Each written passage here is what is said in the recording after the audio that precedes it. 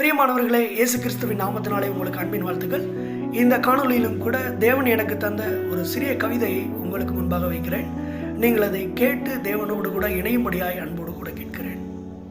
அடிமைதான் தேவனுக்கு, பலநிலைதான் தீங்கு செய்யவும் பாவம் செய்யவும், நேரமில்லைதான் உலகத்தோடு இணைந்திருக்க, விருப்பமில்லைதான் தேவனை விட்டு பிரிந்திருக்க, ஆசை இல்லைதான் உலக காரியங்கள் மீது, காதல் ஆசைதான் கர்த்தரின் வசனத்தின் மீது, சோர்வாகத்தான் உள்ளது சோர்ந்து போயிருக்க, நான் என் வசம் இல்லை ஆனால் வேதத்தின் வசத்தில் உள்ளேன், நான் ஊர் பார்க்க வாழவில்லை ஆனால் உன்னதர் பார்க்க வாழ்கிறேன், சொந்த வீட்டின் திறவுகோல் என்னிடத்தில் இல்லை ஆனால் பரலோகத்தின் திறவுகோல் என்னிடத்தில் உண்டு, நான் பாவத்திற்கு மரித்தேன் ஆனால் நீதிக்கு உயிர்த்தேன், நான் போரடிக்கும் இயந்திரம் அல்ல ஆனால் போரடிக்க பயன்படுவேன், தேள்கள் சர்ப்பங்கள் என்றால் பயம்தான் ஆனால் மிதித்து போடுவேன், அக்னி ஜுவாலைதான் ஆனால் என் மீது பற்றாது, கரம் புரண்டோடும் யோர்தான் தான் ஆனால் நான் கால் வைத்தால் பிரிந்தோடும், என்னில் அசுத்தம்தான் ஆனால் இப்போ பரிசுத்தம்,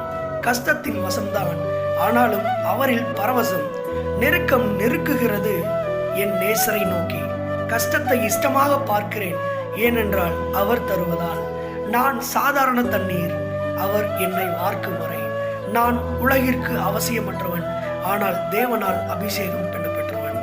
ஆமென். நீங்கள் யாவரும் தேவனால் அபிஷேகம் பண்ணப்பட்டவர்கள். தேவன் ஒருபோதும் உங்களை கைவிட மாட்டார். இயேசுவின் நாமத்தில் உங்களுக்கு அன்பின் வாழ்த்துக்கள். May God bless you.